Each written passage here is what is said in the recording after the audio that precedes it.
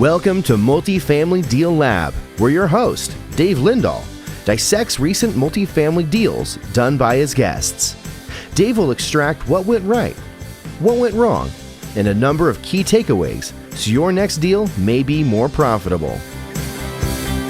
Welcome, everybody, to Multifamily Deal Lab, where we dissect deals. And I am with Victor Bell, who used to be from Hawaii. And we have a long history together. Victor first came to RE Mentor system way back, 2004, 2005. Was it that far ago, Victor? 2000. As a matter of fact, I think it was in 2002 or 3. It's way back there. It was early, and he lived in Hawaii at the time. Yeah. And he went out and he just started doing deals, went to the boot camp, got involved in mentorship, started doing deals, and sent me a testimonial. Yeah. Sent me a testimonial with a picture of him and his wife. Victor, I used this line for years after that testimonial. We used to put it up on the screen. And one of my favorite quote from that testimonial was, "My wife works in the corporate world. I don't know why. I spend my days playing with my son," who was 2 or 3 years old at the time, "playing my son and picking my nose. And I'm having a great time." Doing nothing. Yeah, doing nothing. You were investing in emerging markets around the U.S. Yeah, exactly. Man, and thanks again for having me. I really, really appreciate it. I really do. All right. So, we're going to actually talk about a deal. You moved to San Diego. Mm-hmm. You're living now, and we're going to talk about a deal that you recently resold that you bought in 2021, and that was in Las Vegas. So why don't you tell everybody about the deal that we're going to talk about? Okay. So the Vegas deal. So if we can, could we talk about that Hawaii deal? I think that. Sure. Yeah. So the Hawaii deal was actually really good because I feel like that's a deal that people can resonate with for sure. So I end up finding that deal with a broker buddy of mine who he owned the property. So technically it was an off-market deal. He was a broker, but he was dealing with me as a seller because he had just got that property. He was like, "Hey, I got a deal. Here's what I want for it. Can you do it?" And I had actually just came out of a different scenario with that, financially with another property. I had picked up a apartment building in Cincinnati. If you remember, you were like, "Vic, don't do that deal." I did it anyways, and it sank my boat. So for you guys out there wondering, you guys need to listen to Dave. Yeah. And you know why? Probably the reason I can't remember that specific deal, but I remember back then there was no good management in Cincinnati. Yeah. Yeah, and that's exactly what happened. We had a bad property manager, and they drained our escrow accounts, and we ended up having to file for bankruptcy at that time. Oh, wow. Yeah. But that deal was a saving grace for me because it taught me a lot. It taught me what I needed to be doing more of, which was, I needed to be around and needed to understand exactly what you guys teach people, like their systems. And you need to manage the manager, manage the systems that are in place, and you need to be very aware of what's happening. So that deal actually pushed me into my own backyard because I was in Hawaii and that deal was in Cincinnati. I did deals in Vegas, Texas, Arizona, all these different states, but I kept thinking my own backyard was too expensive. Right. So then finally, my buddy was like, "Hey, I got this deal. Here's what I want for it. Can you come up with, Hey, let me just stop you right there for a second. Sure. So when you were younger, right? Like, were you brought up? Was your family middle class, lower middle class, upper middle class? Middle class, but my dad was in the military. Yeah. Yeah, my dad was in the military, but then my parents split up. So my mom went back to Louisiana, and then my dad stayed in the Army. And then I went to my mom, and we kind of floated a little bit. We lived in a shelter. Then my mom started working, and then we lived, we got our own home. But we weren't poor. My parents both worked. So it wasn't that. It was, to your point, it was a middle class or lower middle class mindset about what was possible. That's what I was getting to, because I know myself, when I first started investing and buying properties, I thought the good properties are too expensive, and I had to stay, in the CC minus properties. And it took me it actually took a partner, a silver spoon partner, somebody who wouldn't get out of the car at one of my properties. He's like, "What? You own this?" I'm like, "Getting out of the car." Right. So it's a limit. I just want to get across to everybody. It's a limiting belief. And especially if you come from a middle class or low middle class family where you struggled, or, you're always told you got to skimp, you got to save, and, money's scarce, money's hard to get, and work hard and all that. That's typically how people start out, with that mindset of, "Well, that's too expensive." Yeah. You got to look at the numbers. If the numbers were, this is what my Silver Spoon partner told me. He brought me a B deal, and I'm like, oh no, man, that's too expensive. And they bought me another one. I was like, oh no, man, you can't do that deal. And they bought me a third one. He said, but Dave, I don't understand. You said as long as it meets the Trinity, then it's a good deal, right?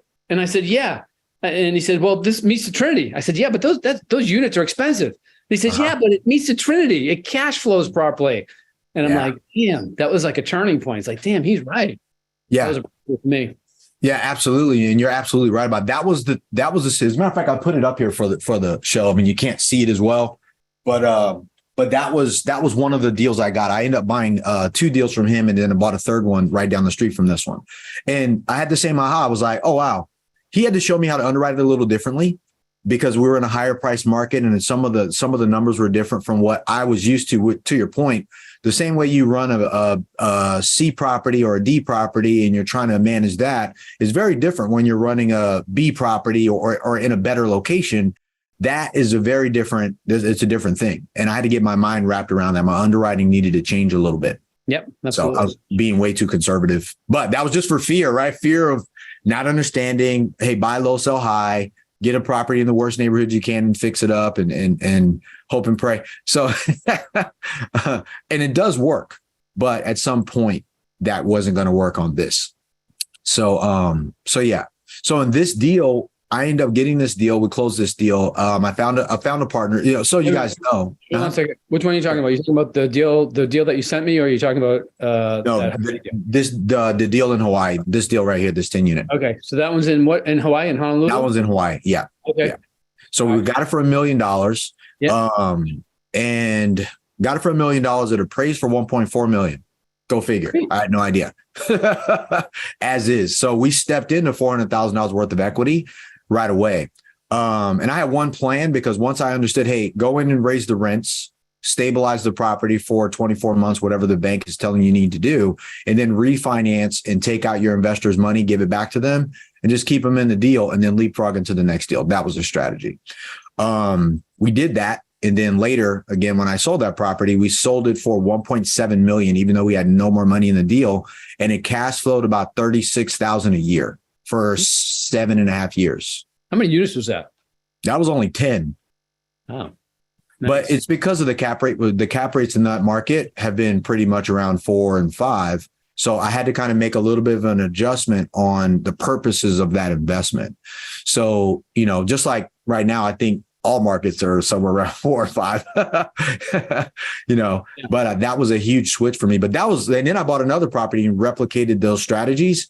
And that was the most money I'd ever made. I was like, holy hell, it worked. Yeah.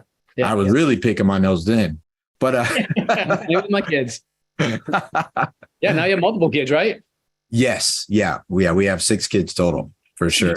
I didn't know you had 6. Yeah. So the 3 oldest, and we have Marquise, who was in that picture. And then we had twin boys at the end. So they're 15 now. Oh, nice. Now, you know my pain with twins. I do, man. Twins, man, they make life easy. Yeah. All right. So let's talk about this deal in Vegas.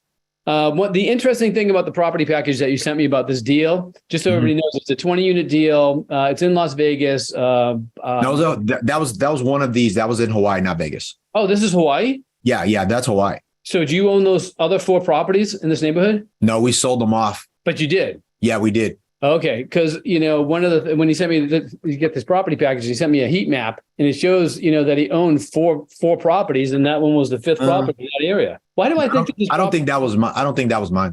Oh, this isn't your deal? No. Okay, somebody sent me this deal in Vegas. I thought it was for the show. No. Right. So then, what are we talking about then? I'm confused. So I bought this property, and this will be good for people listening too, to kind of show. Oh, okay. So I found this property through a broker. I bought 2 properties from this guy. Okay. So then I started farming the neighborhood around it, which is what you teach how to do. So I was like, hey, you know what? Because I like land assembly. I like trying to buy all the properties around it so I can control the rents. So I found another property, and it was interesting how I found it. I got a list from the title company of all properties owned in a trust that the trustee had changed, but the trust name didn't. Okay. So it was still owned by the same person, the same trust. It was like the Goo family or whatever. And then the person that was on their trustee name was their last name still of the trust. And then it had a different person. They had held the property for a long time in the family. So I went by the property and I just happened to, one of the tenants were out there. Not this one. It was the one down the street. And I was like, hey, who's the manager? Who's the owner? And would they be interested in potentially selling? I'm just kind of in the neighborhood. And they're like, yeah, she's over one of the units. So the owner, her and her husband happened to be inside of one of the units working because there was a person moved. And I was like, hey, you know what? I got a property down the street. I love this property. I love the location. The other one was a 12 unit. The one behind me is a 10. And I was like, I think, if you guys would be interested in selling, I would love to talk to you about it. And they were like, yeah, we'll see. So we talked and I offered them 1.2 million just verbally, because in Hawaii, you have to do things quick. You can't be like, I need your financials. I need your rent roll. Like people are like it's a little bit, there's a different way to do it. Right. And then I ended up going swimming because we lived on the beach. I ended up like going in the backyard, going swimming and stuff like that. And she called and she's like, Victor, I'm sorry, I can't take your offer. I really want to. I talked to my brothers and sisters because it was in a trust. She was the trustee for the family. And she was like, and I was like, okay, cool. So what would it take? She's like, well, you offered 1.2. She's like, I can't do that. She's like, would you do 1.25, like 50 grand more? And I was like, wow, I could. What were your thoughts? And she was like, and I can't sell it fast. I'm going to probably need, about 90 days. And she was like, and I'm sorry if that kind of ruins things. And I was like, yeah, no, I'm positive I can make that work. Because again, I didn't have the money lined up for this deal. Right. So I was like, okay, let's figure that out. So we said yes to that. And we closed that deal. So again, that deal closed. I knew it was going to be more closer to about 1.4 million on that deal. I wasn't offering less. I was just really just kind of spitballing him and saying, I think this, because I bought one down the street for that. 7 money units? What did you say? It was a 12 unit? Yeah, that was a 12 unit. So I just came in at 100,000 a door, which everything around it, like further into Honolulu and stuff, was 200,000 a door. Now it's 3. So, yeah, so we closed that deal as well. And, and so people know, my partner was actually through RE Mentor. Who's your partner?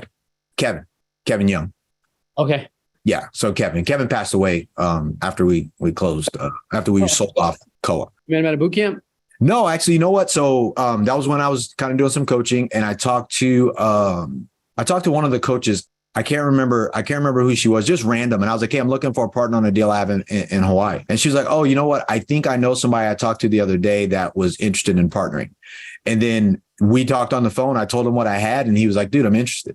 Yeah. And we had the properties for about 7.5, 8 years. 8 years. Yeah. He had only come to Hawaii 3 times in that time frame. I ran everything. Wow. If I had a property in Hawaii, I'd be there every year. Yeah, you know what? He came, but he would do other things. He did Ironman stuff. So he'd go bike swim and all the other stuff. So yeah, but this was a great deal. One for my partner. And, I'm sharing that with everybody here. Like, look, the network that Dave has together and Jeannie and Jeff and everybody involved, this is a network of people who do want to partner with you and they do understand what you're doing. So if you're going to be good, go ahead. I'm sorry. Here's the journey that you took. It basically came in as a client, went through the boot camp, went through mentorship, started doing deals, started doing a lot of deals. And then, people in this world have a heart of giving back.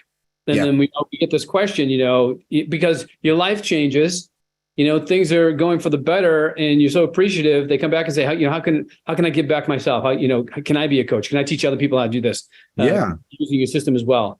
We say, absolutely. So we usually have some coaches have been with us, Don Goff and Craig Bickard, they've been with us since, 2000, since we started the program in 2006. We've been teaching since 2002. And then some people join us for 4 or 5 years, get busy with other things, and then go off. I remember you had a big, executive self-improvement program. Yeah, for sure. And that was another way. It was like, I was doing real estate. I always tell people that. People are like, oh, you had a gym, you trained MMA fighters, you were an MMA fighter, then you had these other programs. And I always remind them, I'm like, real estate afforded me the opportunity to do that. So it allowed me to give back more, right? It gave me time. And to your point, you know what? I bought my first apartment building that I lived in because I moved away from Texas and moved to Hawaii in 2002. And I hadn't even went to your boot camp yet. I only had the manual. Oh, really? Yeah. Yeah. So I called the old landlord and I was like, hey, would you sell? And he said, yeah. And I didn't even know what I was doing. Home study system. Yeah. Yeah, usually people that get the either the book Multifamily Millions or the home study system. The Multifamily Millions, the people that buy that book and then go out and try to do it, because that book wasn't meant to teach people how to invest. It was to show people what you could do with investing. Mm-hmm. And so they come to the boot camp and they're like, oh, wow, this is where I made those mistakes, because there's all the systems in there. Then people come to the boot camp and that's enough information to go out and start doing it. Yeah, it's good. And then people come into mentorship and then they just explode. Yeah, but mentorship is game changer. Yeah. Yeah, for sure. Now, so everything that I've done, I've learned from you guys. I had bought multifamily properties before meeting you guys, but I didn't know what I was doing. And be honest with you, that I can remember, you're the only one who had an actual training to show somebody from start to finish how to do it. I was the only one back then. Yeah. Everybody else that's in there right now came through my system. Yeah. Yeah. And that's not a bad thing because, it just means that more people are learning. There's more exposure to multifamily investing and people changing their lives. Yeah. Hey, those two deals, what were like the biggest surprises that you had? Were there any mistakes that you made? Like what learning lessons did you have? Number one, I end up, so I raised the equity from a partner. We were starting to syndicate and then I ended up getting one partner. So I didn't need to do that. We stuck with the JV. And I got bank financing, local bank financing. One of the biggest lessons I learned was when you tell the bank you're going to do something, when you're going in for that loan, you need to do it. So they are your partners, like on that deal behind me. And I apologize, guys, it's fuzzy back there, but I busted out a bunch of concrete. And I planted a row of palm trees. I'm like a geek for palm trees. I like this resort style living look. And I went to we closed on the property, and maybe like a month and a half later, I hadn't did it yet. I hadn't executed that plan. I told him that I would. And I was at some seminar someplace, and one of my buddies called me. No, the broker that I got the deal from, who was a buddy of mine's, called me. And he was like, hey, when are you going to do the concrete and the palm trees because I got an artist rendering done of what I was going to do there. And I presented it with my closing package to the bank. So they saw a finished product of what I had drawn up. And he was like, hey, because his name was Guy Shindu. Guy called and he drives by that area quite a bit. And he saw that you hadn't done it yet. He's like, you might want to do it. And I was like, okay, that was a huge lesson for me. Huge lesson. Is that when you have a banker who's local, some people use local regional banks, your asset is a part of their portfolio and they manage their portfolio. Somebody's responsible for it. And sometimes they drive by to the properties. And if you have an asset and they're looking at you as an operator, someone who signed on the loan and however you structured it, do what you say you're going to do. And they are looking. So that was a huge lesson for me. There was a couple more, but I think that really stands out. And you teach people that this is a very ethical business. You're responsible for keeping a roof over people's heads and a lot of money. So I think the main thing for me was executing on that. Then the other thing that we said too, one of the other bigger things was just the buy low, moving away from the buy low, sell high, and just stick to buy high, sell higher. That was a concept that rang out in my mind. I was like, I would have never got these deals had I been looking for a deal that I was trying to get at a discount, because I wasn't. What's your favorite value add? Parking lots and palm trees. I had parking lots, palm trees, and lighting. That's it. So as soon as I get there, I resurface the parking lot, strip the parking lot, with the white strips, make it look clean. And I add palm trees, preferably taller than the building because it makes the building look taller. And I add lighting. Huh? How much do those cost? The palm tree taller than the building? Sometimes $5,000. So it depends on where you go, and whoever's going to put them in. Yeah. I guess you wouldn't like, I'm thinking about, I planted a couple of apple seeds in my backyard, apple trees in my backyard. So you get them like they're a certain height, Yeah. So I guess you wouldn't buy a palm tree like that. Don't they grow really slow too? They do grow really slow. So you can buy them more mature. So that's where the cost is. On this one, we kind of bought some teenage trees and they kind of grew. Some of them died. We had to redo them. Some kids tore all the leaves off of them.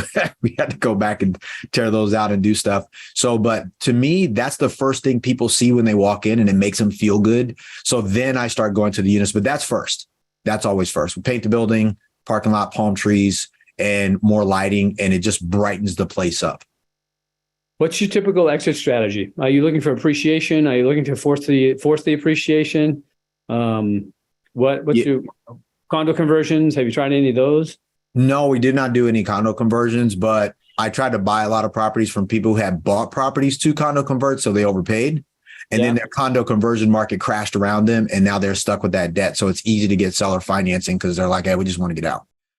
Because they usually don't pencil. Let's stick there for a second, because we're in a market where, there are condo conversions that have busted because we're at the bottom transitioning point now. Right. So explain that strategy again. So you went after busted condo conversions. How did you find them? Were there any caveats? Were there anything like I know in a busted condo conversion, if there are multiple owners, if they've already started selling some, but they couldn't sell them all, that's a bad deal. That's a bad deal, because now you don't have full cooperation with the owners. You got to buy them all and buy them none. How did you find them? How did you, explain that whole strategy? Well, for me, if I'm looking at it, so I don't usually go after the ones who started to sell and then they stopped, because I typically understand their profit is in their last phase of sales. Right. So kind of done that. So I like to go after people in and you teach this, buyer's market phase 1 and 2, seller's market phase 1 and 2. So if you're taking a look at where you are in the cycle of the seller's market phase 1 and 2, you got a lot of developers that came in and built new product. You have a lot of value add guys that started buying apartment buildings as the market got tight and they started overpaying, and you're looking at them and they can't pencil. So let's say you can get a list of properties that sold within the last 2 years.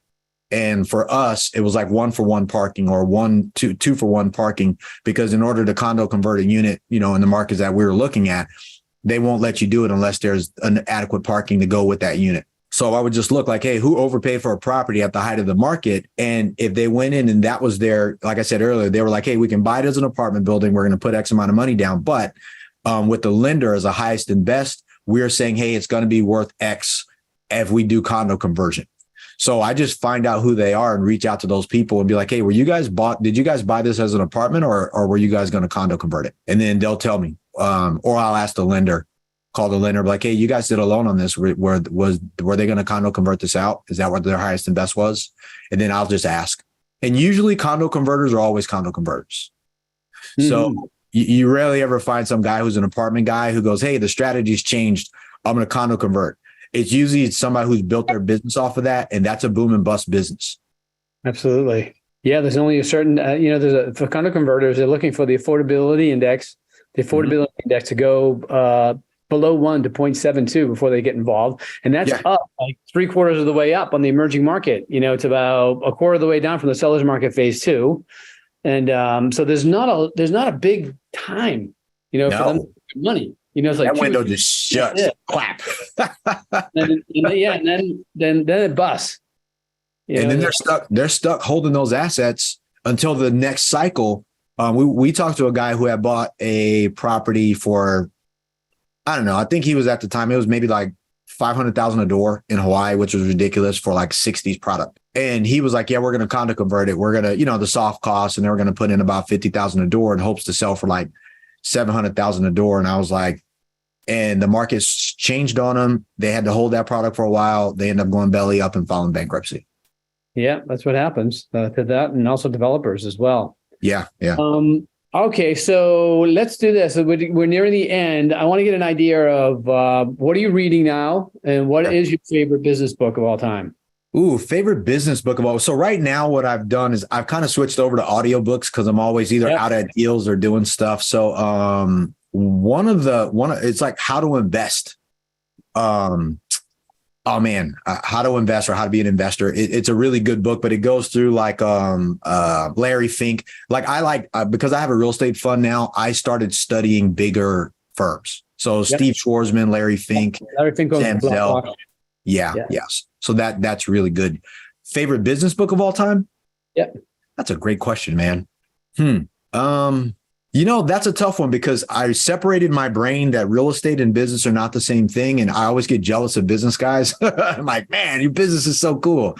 But I would say probably one of my favorite business books that really changed how I saw business as of late, What It Takes, probably by Steve Schwarzman, and how they started Blackstone. That really has been a catalyst to me. Like it was the the understanding of how one of the giants became to be. And that's exciting for me.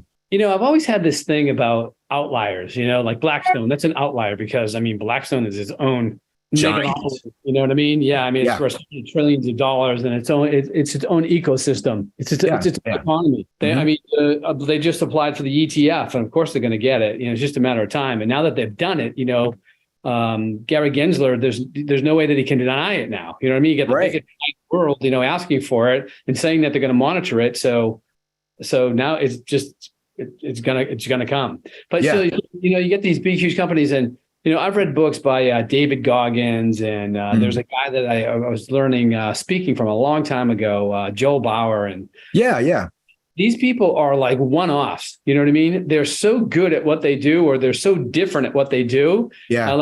Even like Larry Ellison, and just these people. They're so good and different at what they do. Elon Musk is a good example. Yeah, absolutely. Their brains are so different. Their bodies are so different. It's like you can aspire to be them, but it's not something you'll ever get to because there's so much natural talent, ability, and genome going on there. Yeah. So I like to focus on the people that have built like medium-sized businesses to large businesses, but not these huge. Yeah.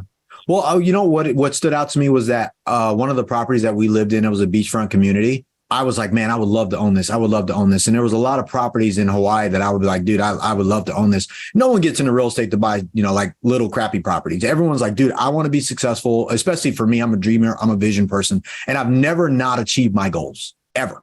And most of my goals. And when I found out Blackstone bought that property in a market cycle that we're currently in, similar to one we're in, I was like, oh, wow. I now I just want to understand the firm. I want to understand the company. What did they do? And I was like, okay, they raised money. Naturally, like it was market timing. So rather than I was like, all right, well, I just need to do what they do. And since I'm not going to quit, I pulled away from kind of what you're saying, like what was the talent? There was a lot of connections. There was a lot of being in the right place, right time, a lot of luck, a lot of good connections. But I was like, as a smaller guy, as a regular guy, and even some of the people listening, it's okay to aspire to be a juggernaut, if you're not going to quit, so I was like, all right, they bought these properties I live in. And I looked at they bought 6,000 units or whatever. They're one of the largest holders here in San Diego. I went to every one of the properties they bought in that portfolio. And I was like, I personally wouldn't have bought these properties, but they had the capital. So it inspired me, if that makes sense, to be like, okay, what are they doing that I can model in my own lifetime? And just start there. No one starts too big, right? They start small and they build up to it. But I really want that. And so I thought it was inspiring for me. Are you still wearing the billionaire shirt? Yes. Oh my gosh. I have it. I just did it wear it today. Like, I shared that with someone. Back in 2002, you were wearing that billionaire shirt. Yes. And that's the one goal that I will not let go of. I'll be there. As a matter of fact, my goal is within the next 5 years. And that's a realistic because I didn't know what I know today. Awesome. So this has been another edition of Deal Lab, where we dissect deals with Victor Bell. Oh, Victor, in case anybody wants to get in contact with you, what's your contact info? Sure. You guys can find me on Facebook under Victor Bell or Victor Bell Jr. You can go to Instagram at The Real Victor Bell. YouTube, you can go to, you can Google Victor Bell and in real estate, I'll pop up. I have a personal vendetta to make sure that my name is associated with real estate. There's two Victor Bells. One's like a porn star and one's like a preacher. And I'm somewhere in the middle of that. So, because everyone who Googles, they're like, oh, are you this guy? And I'm like, no, I'm the real estate guy. But so that's why I try to put out so much stuff. All right. All right. Stay tuned for our next edition. This has been another edition of Multifamily Deal Lab. If watching on YouTube, please be sure to hit the like button, the subscribe button, so you don't miss the next session, and review the contact links on this page.